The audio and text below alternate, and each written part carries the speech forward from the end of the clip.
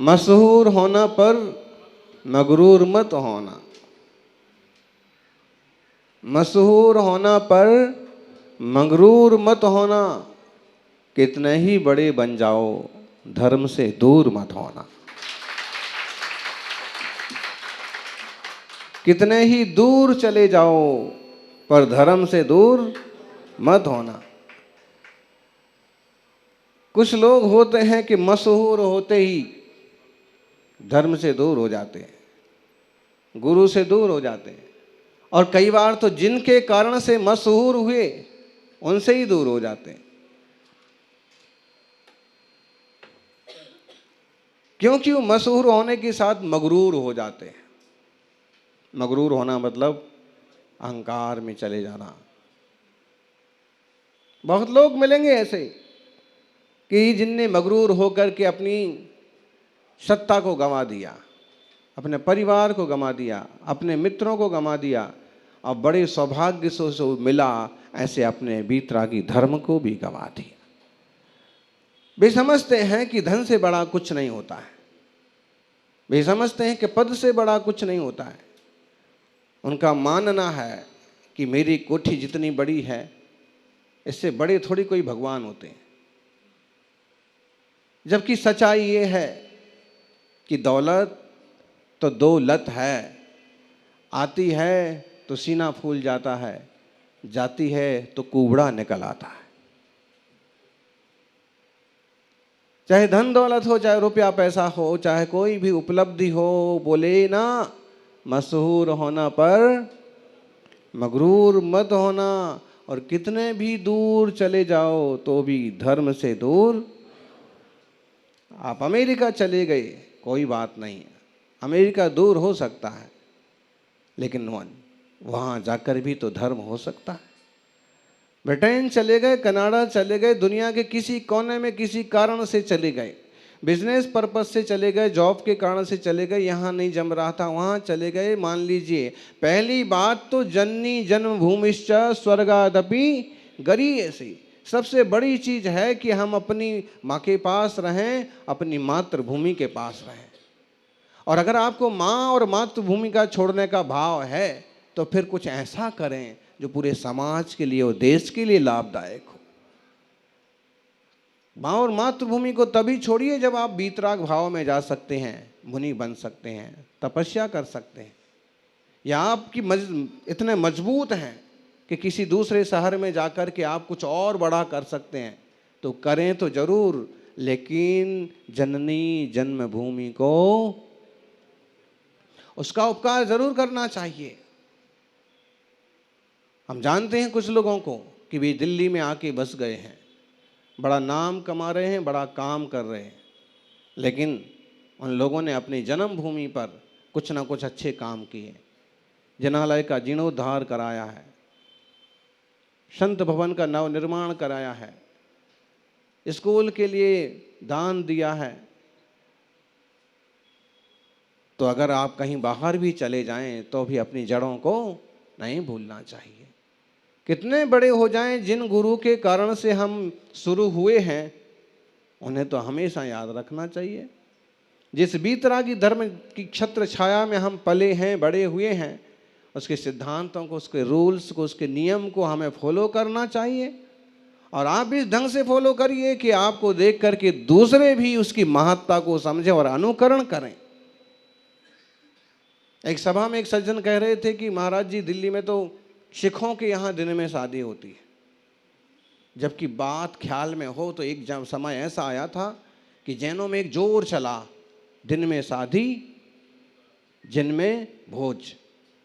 और उसका प्रभाव ये हुआ कि जैनों में जो आई बुखार आया थोड़ी देर के लिए, वो तो उतर गया, लेकिन दूसरे जिन ने उसको स्वीकार कर लिया, वो आज भी उसको फॉलो कर रहे हैं।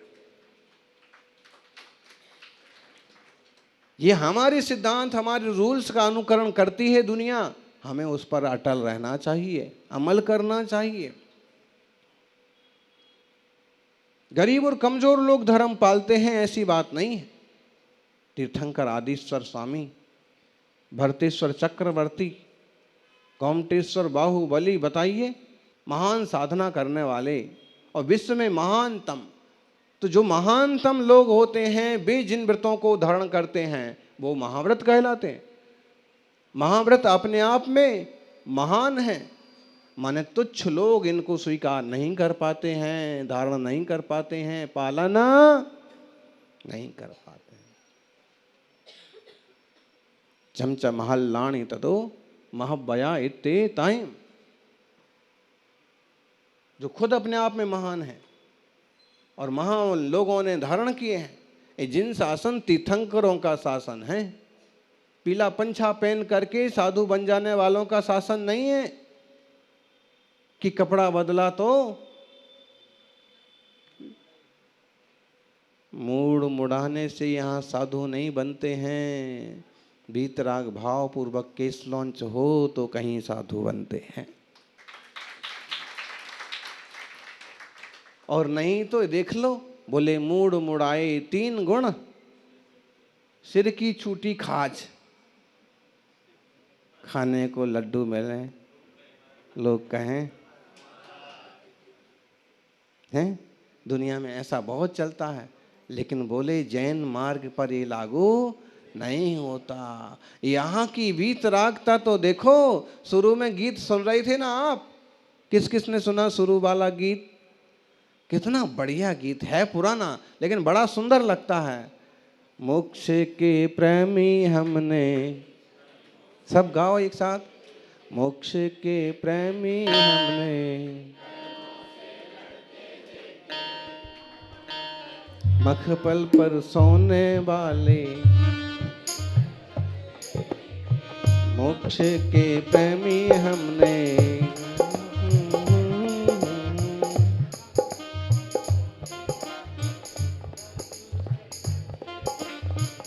सेठ सुदर्शन प्यारा,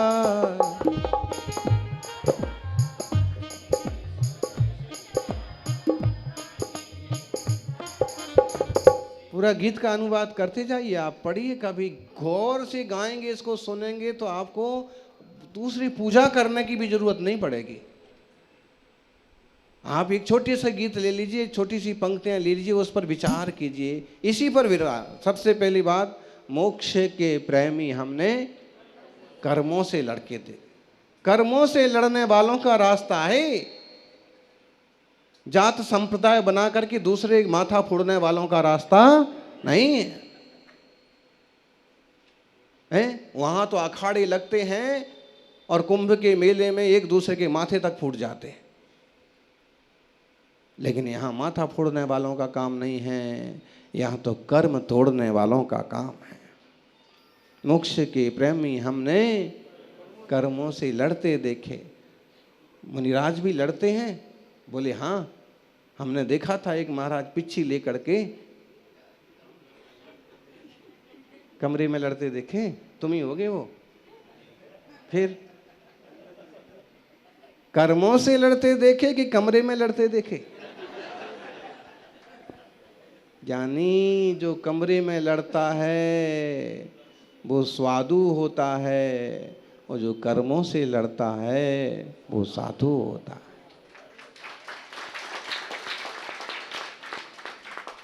जिसे अच्छा कमरा चाहिए, जिसे ज्यादा व्यवस्था चाहिए, जिसे ज्यादा सुविधा चाहिए वो, और जो अपने आप से न्याय। तपस्वी सम्राट के साथ क्या हुआ मुंबई में? मुंबई के कौन कौन बैठे यहाँ पर? मुंबई से कौन आया आज?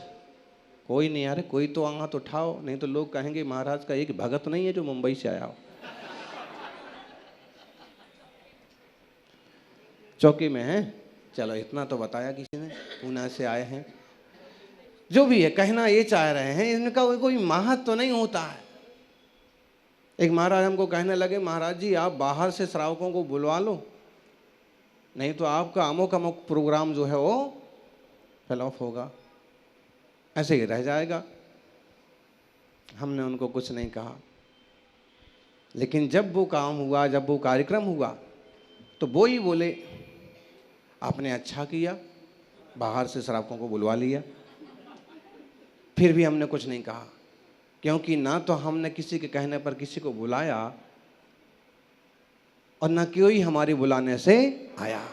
सब अपनी मर्जी से आए और अपनी भक्ति का लाभ सबने उठाया। बोलो, हम पैदल चलने वाले और आपको कहें कि आप आओ, एक बस लेके आओ, 2 बसें लेके आओ, कम से कम तुम्हारे यहाँ से 5 बसें हमारे चतुर्मास की स्थापना के समय आना चाहिए, और तुम्हारे वहाँ से हमें यहाँ नारियल चढ़ाने के लिए 4 आदमी आ गए। ऐसे चतुर्मास होता है? जहाँ तक मुझे ख्याल है आज तक मैंने इन बातों पर कभी ध्यान ही नहीं दिया, और ज़रूरत ही नहीं है। फूल असली होगा तो भौरों को बुलाने की ज़रूरत नहीं पड़ती।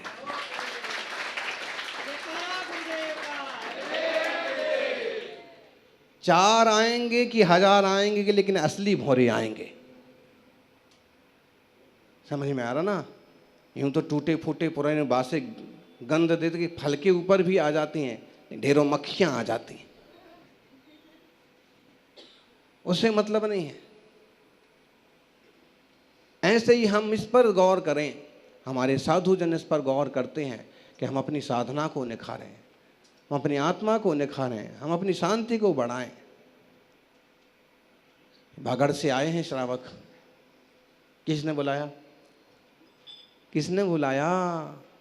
ज्ञानी किसी ने नहीं बुलाया, फूल की सुगंध ने बुलाया। जहां गंध आती है चारित्र की, तप की, त्याग की, वहां पर मार्ग के अनुसरण करने वाले जीव दौड़े चले जाते हैं। बात सच्ची है, बुलाना भी पड़ता है राहुल जी, बुलाना भी पड़ता है। कल्याण मंदिर का वही श्लोक याद है आपको?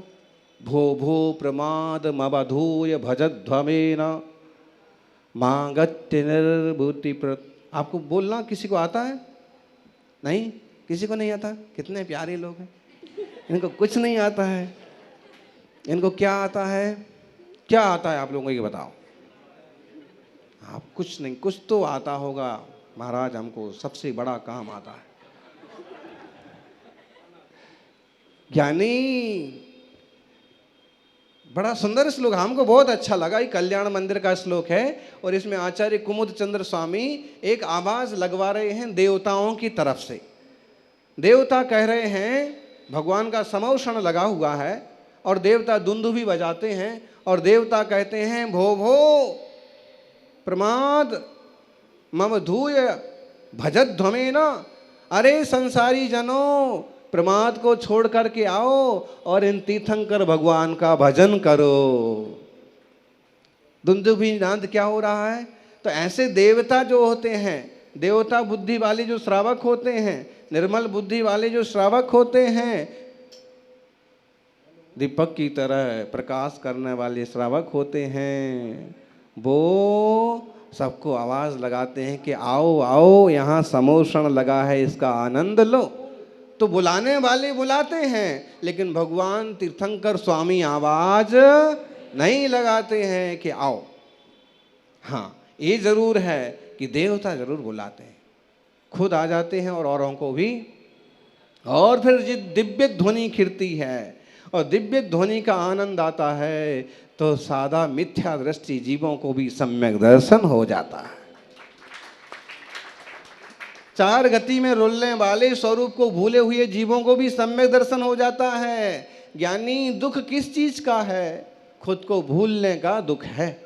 हम खुद को भूले हैं इसलिए दुखी हैं। अगर हमें अपना वैभव याद आ जाए, अपना स्वरूप की शांति याद आ जाए, तो दुख विचार करना। श्री और स्त्री तो बहुत बार मिली। महाराणा प्रताप, ये महाराणा प्रताप जैसे दिख रहे दोनों, छत्रपति शिवाजी, महाराणा प्रताप, दाढ़ी मूछ एकदम बढ़िया। बताइए कितने बार मिली है श्री, कितने बार मिली स्त्री? इस जीव के अगर पिछले भावों पर थोड़ा सा दृष्टिपात कर लिया जाए। हमारा सबसे बड़ा दुर्भाग्य है कि हमें इस युग में ऐसे मुनि नहीं मिले कि जो अभिज्ञान से बता देवें कि हे जीव, तू ये पुण्य करके यहाँ तक पहुँच गया, कि हे जीव, तू पिछले जन्म में ऐसा था। महावीर स्वामी को चेर की पर्याय में 2 मुनिराज देते ना उपदेश, और 2 मुनिराज समझाते हैं तू पहले जन्म में अर्ध चक्रवर्ती था, त्रिपृष्ठ नारायण था, तेरे पास इतनी सारी रानियां थीं, इतना बड़ा राज्य था। और समझाते हैं कि जब तुझे उस सारी चीज़ों से तृप्ति नहीं हुई तो शेर की पर्याय में एक हिरण को मार करके इसके मांस से कैसे तुझे तृप्ति हो जाएगी। और अवधि ज्ञान के बल पर उनके पिछले भावों का चिट्ठा खोलते हैं तो कहते हैं शेर की आंखों से भी आंसू आ जाते हैं। अपन सबका ऐसा योग है कि ऐसा कोई अवधि ज्ञानी साधक इस युग में नहीं है। ये दुर्भाग्य है कि अवधि ज्ञानी, मन पर ज्ञानी, केवल ज्ञानी मुनिराज नहीं है, लेकिन ये सौभाग्य है कि वैसे उनके जैसे रूप को धारण करने वाले मुनिराज आज भी हैं। उतना उत्कृष्ट ज्ञान ना सही, उतनी बड़ी बड़ी उनकी क्षमता ना सही, तब भी कम से कम रूप के तो वही दर्शन हो रहे हैं और स्वरूप का भी उसी का अनुसरण कर रहे हैं, साधना भी वही करने की कोशिश कर रहे हैं। और आज नहीं तो कहो 1-2 भाव में ये भी उसी तरह के ज्ञान के हकदार हो जाएंगे। सौभाग्यशालियों, मोक्ष मार्गियों का मार्ग है, आत्म कल्याणार्थियों का मार्ग है। ये पिछोरिया बदल करके साधु बन जाने वालों का। पिछोरिया जानते हैं जी?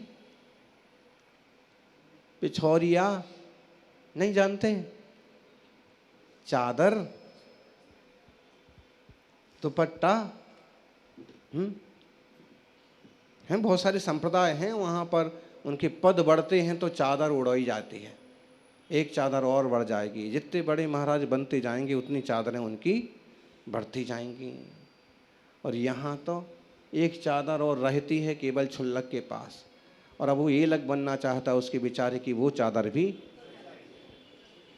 और आगे बढ़ना चाहता है तो इतनी सी वो पहन रखी है लंगोटिया। अगर आगे के तपस्वी साधु बनना है तो उसकी वो भी।